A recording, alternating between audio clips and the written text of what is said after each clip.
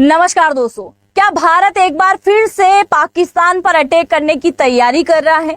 क्योंकि आप जानते हैं हमारे देश के पीएम ने जब कल रात जनता को संबोधित किया तो कई सारी बातें ना बोल के भी उन्होंने बोल दी। जैसा कि उन्होंने कहा कि ऑपरेशन सिंदूर अभी स्थगित हुआ है, यानी कि हमने हथियारों को डाउन किया है, अलमारी में ले जाके नहीं रख दिया। दूसरी बात इन्होंने बोला कि अगर एक भी आतंकवादी गतिविधि हुई या फिर फायरिंग हुई तो इसे एक्ट ऑफ वार समझा जाएगा। और आप जितना अच्छी तरीके से पाकिस्तान को जानते हैं, जरूर से लिखिएगा मुझे कमेंट सेक्शन में, क्या पाकिस्तान अपनी हरकतों से बाज आ जाएगा? क्या वो कोई आतंकवादी गतिविधि नहीं करेगा, एलओसी पर फायरिंग नहीं करेगा? जरूर से लिखिएगा। और अगर ऐसा कुछ हुआ तो इस बार भारत पाकिस्तान की लंका लगाने में बिल्कुल भी टाइम नहीं लगाने वाला। पर देखिए, इस बार तो सीज फायर हो चुका है भारत पाकिस्तान के बीच में।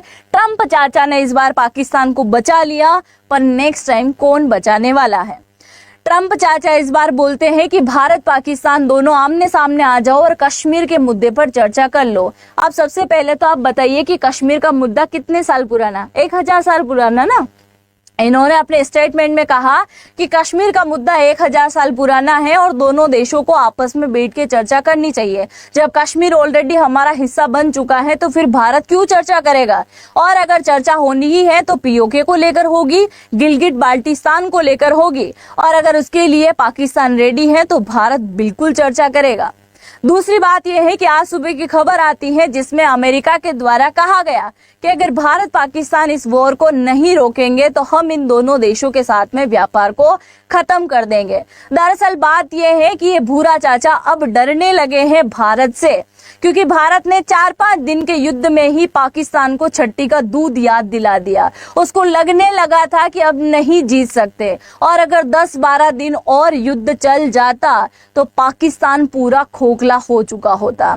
और उसके बाद वर्ल्ड मीडिया में पता चलता कि भारत कितना पावरफुल देश है।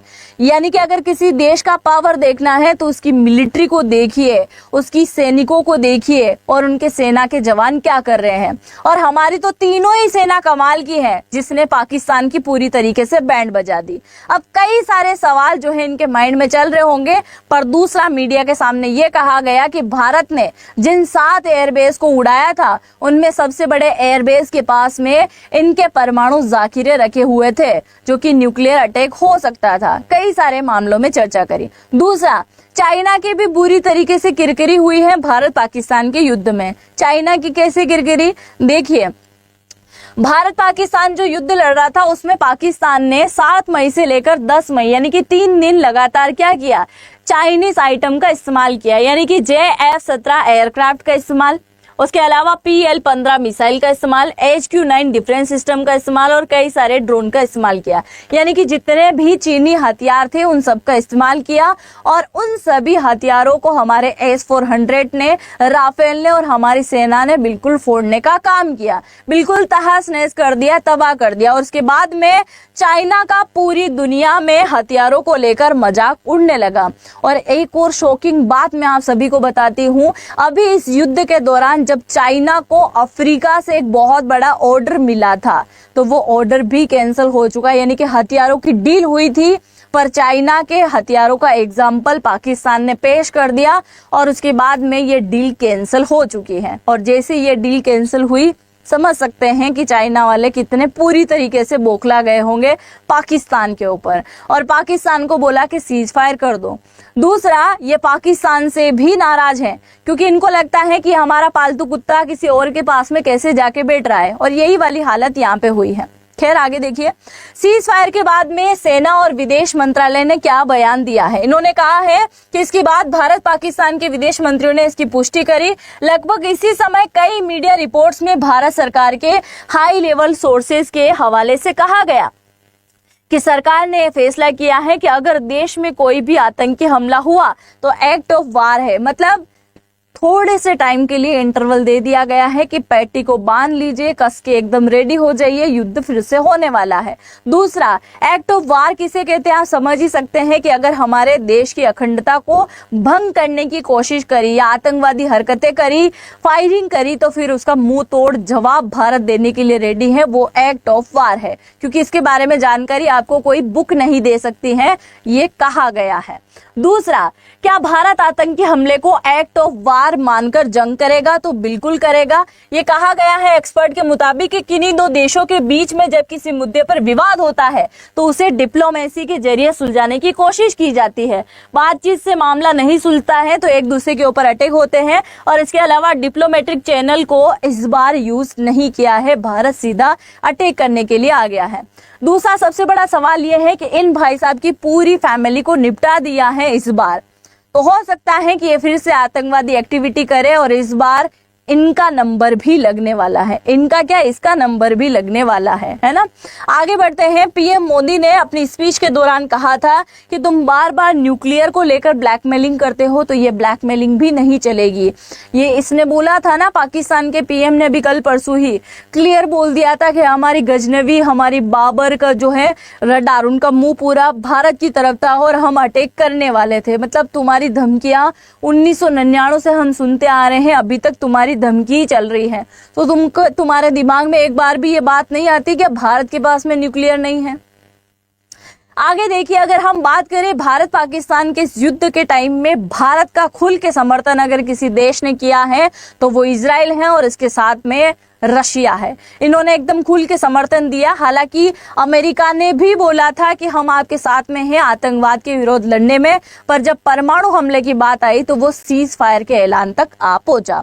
अब आप देखिए, इजराइल का एक न्यूज़पेपर है टाइम्स ऑफ इजराइल, इसके द्वारा कहा गया कि इससे न केवल रणनीतिक मायने है बल्कि भारत और इजराइल के बीच में गहरा सामरिक संबंधों को दर्शाने की बात भी यहाँ पे हुई है। साथ ही इन्होंने बताया है कि पिछले कुछ दशकों में भारत इजराइल के संबंध कितने परिपक्व हुए हैं, ये आप इस युद्ध के दौरान देख सकते हैं। दूसरा, इन्होंने बोला है कि जरूरत हो तो बताइएगा, जो ऑलरेडी एक युद्ध में लगा हुआ है वो भारत के साथ में एकदम रेडी है इस आतंकवाद के खिलाफ लड़ाई लड़ने के लिए। दूसरा, अगर इस बार युद्ध हुआ तो भारत कानूनन तौर पे भी पाकिस्तान के ऊपर कार्रवाई कर सकता है। कैसे होगी? देखिए, अंतर्राष्ट्रीय कानून के आधार पर कहा गया कि भारत पाकिस्तान की तरफ से अगर कोई भी देश आतंकवादी हमला करता है तो उसकी जवाबी कार्रवाई कर सकता है।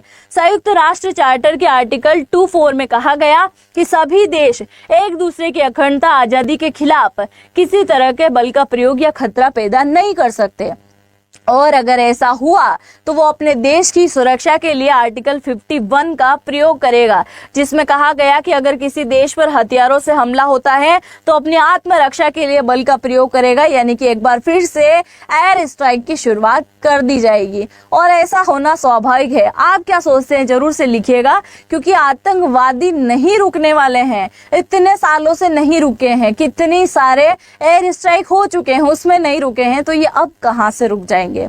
आगे, भारत जंग के लिए रेडी है या नहीं? अरे भारत ऑलरेडी जंग के लिए रेडी बेटा है। तुम तो एक आतंकवादी तो भेजो, एक बम फोड़ के तो दिखाओ, तुमको पता चल जाएगा कि भारत कितनी तरीके से रेडी बैठा हुआ है। क्योंकि हमारी तीनों सेना को एकदम सैल्यूट है, क्योंकि अभी भी अगर सीज फायर हो चुका है उसके बाद भी हमारी सेना वहीं है, यानी कि बॉर्डर पे ही दिन रात खड़ी हुई है, और उसी की वजह से हम और आप सबके सब चैन की नींद सो पा रहे हैं, क्योंकि वो डट के उनका मुकाबला कर रहे हैं। आगे देखिए, आतंकी हमले के बदले भारत ने जंग छेड़ दी तो अमेरिका जैसे देशों का क्या रुख होगा? देखिए, अमेरिका जैसे देशों का रुख हम जानते हैं।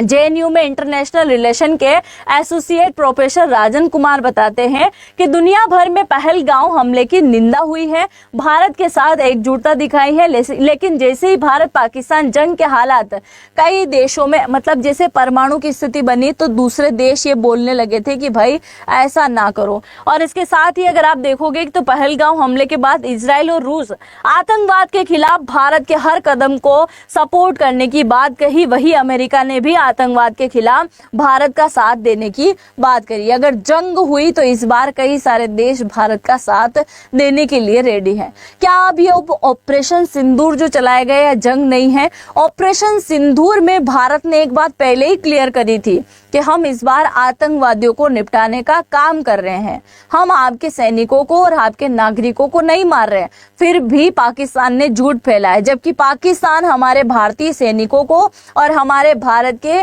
कई सारे नागरिकों पर अटैक कर चुका है। जैसे पूंछ के अंदर भी हुआ था, कई सारे इलाके जम्मू कश्मीर के हैं जहाँ पे उसने अटैक किया तो बच्चे और महिलाओं तक को नहीं छोड़ा, उनके ऊपर तक इसने अटैक कर डाला। मतलब ये कैसी सेना है पाकिस्तान की जो किसी भी देश के नागरिकों पर, बूढ़े बच्चे बुजुर्ग महिलाओं पर अटैक कर रहा है? देखिए जरा।